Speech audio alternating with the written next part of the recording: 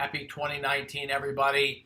I think 2019 is going to be a really exciting year, and I know that there's a boatload of vitriol and angst coming out of both Washington, D.C. and Wall Street.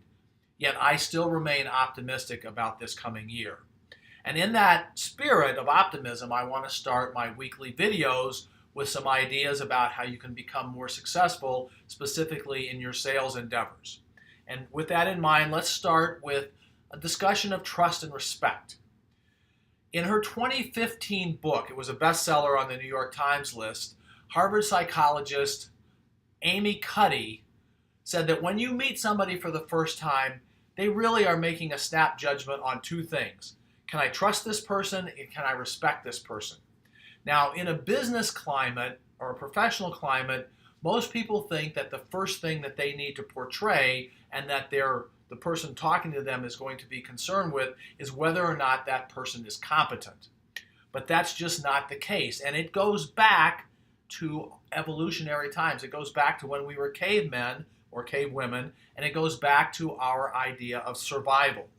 And when a caveman or a cavewoman saw someone else, they weren't thinking, I wonder or I hope this person can build a good fire. They were wondering, is this person going to kill me? And is this person going to take all my belongings? So how does that translate to a sales environment? Well, I've talked a lot in previous videos about how important it is when you tell your sales story that you understand it's not your story. It's your customer's story. It's told from their perspective. And it's not about how great your solution is. It's not about how smart you are. It's about how your customer can be successful. And one of the ways you do that is you use something called you phrasing. You will be able to do this as opposed to our solution does this.